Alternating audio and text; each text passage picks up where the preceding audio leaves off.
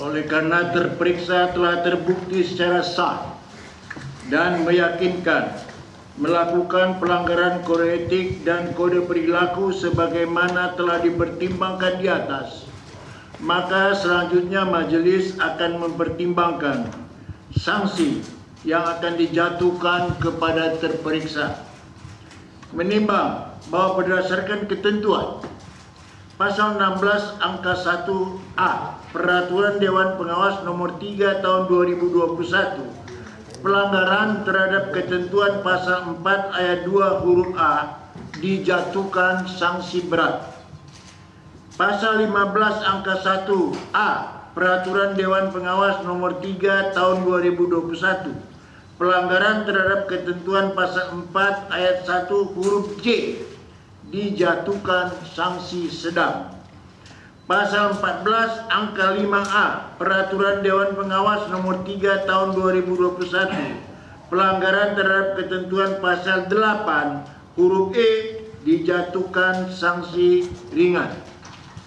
Menimbang bahwa telah dipertimbangkan di atas, terperiksa telah terbukti secara sah dan meyakinkan melakukan pelanggaran kode etik, yaitu melakukan hubungan langsung maupun tidak langsung dengan saksi Syahrul Yassin Limpo yang perkaranya sedang ditangani oleh KPK dan tidak memberitahukan kepada sesama pimpinan mengenai pertemuan dan komunikasi dengan saksi Syahrul Yassin Limpo yang telah dilaksanakannya, yang diduga menimbulkan benturan kepentingan serta tidak menunjukkan keteladanan dalam tindakan dan perilaku sehari-hari yang dapat dipertanggungjawabkan sebagaimana diatur dalam pasal 4 ayat 2 huruf A, pasal 4 ayat 1 huruf C, dan pasal 8 huruf E Peraturan Dewan Pengawas nomor 3 tahun 2021.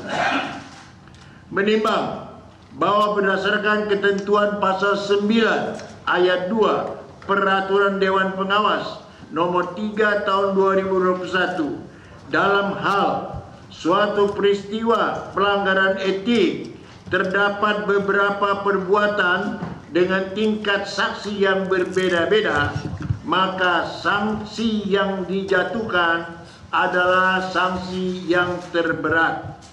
Menimbang bahwa dalam pelanggaran etik yang dilakukan oleh terperiksa terdapat 3 perbuatan dengan tingkat saksi yang berbeda, yaitu pelanggaran pasal 4 ayat 2 huruf A sanksi berat, pasal 4 ayat 1 huruf J sanksi sedang, dan pasal 8 huruf E sanksi ringan, maka berdasarkan ketentuan pasal 9 ayat 2 Peraturan Dewan Pengawas nomor 3 tahun 2021, sanksi yang dijatuhkan adalah sanksi yang terberat. Dalam hal ini adalah sanksi berat. Menimbang bahwa sebelum majelis menjatuhkan putusan dalam dugaan pelanggaran etik dan pedoman perilaku yang dilakukan terperiksa, maka perlu dipertimbangkan pula hal-hal yang meringankan dan memberatkan dari perbuatan yang dilakukan dan keadaan-keadaan yang ada dalam diri terperiksa sebagai berikut. Hal yang meringankan tidak ada. Hal yang memberatkan, terperiksa tidak mengakui perbuatannya, terperiksa tidak hadir dalam persidangan kode etik dan kode perilaku tanpa alasan yang sah, meskipun telah dipanggil secara sah dan patut, serta terdapat kesan berusaha memperlambat jalannya persidangan. Terperiksa sebagai Ketua KPK merangkap anggota seharusnya menjadi contoh dan teladan dalam mengimplementasikan kode etik dan kode perilaku di KPK, tetapi malah terperiksa melakukan sebaliknya. Terperiksa sudah pernah dijatuhkan sanksi etik. Memperhatikan ketentuan tentang kode etik dan kode perilaku pada pasal 4 ayat 2 huruf A, pasal 4 ayat 1 huruf J, dan pasal 8 huruf E Peraturan Dewan Pengawas nomor 03 tahun 2021 tentang penegakan kode etik dan kode perilaku KPK, serta peraturan lain yang bersangkutan. Mengadili.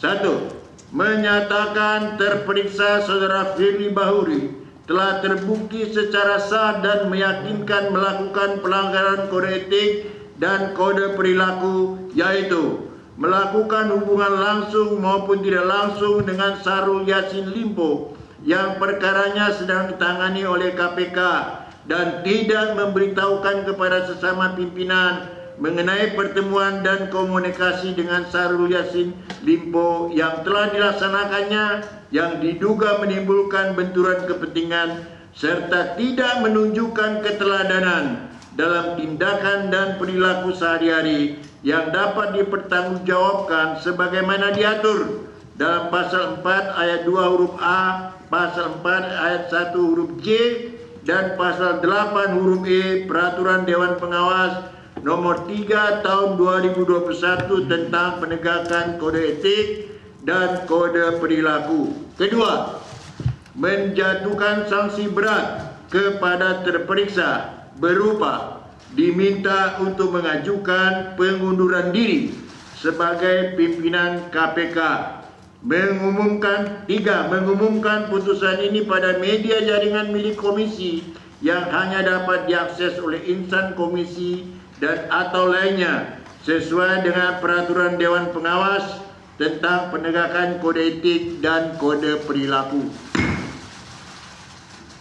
Demikian diputuskan dalam rapat musyawarat majelis pada hari Jumat tanggal 22 Desember 2023 oleh Tumpak Katorangan Pangabdian selaku Ketua Majelis, Haryono, Albertina, Samsudin Haris, dan Indrianto Senoaji, masing-masing selaku anggota, dan dibacakan pada sidang yang terbuka hari ini untuk umum hari Rabu, tanggal 27 Desember 2023 oleh majelis tersebut dengan dihadiri oleh Bayu Satrio, Teguh Haryanto selaku notulis, dan di luar hadirnya terperiksa. Jelajahi cara baru mendapatkan informasi. Download Metro TV Extend sekarang.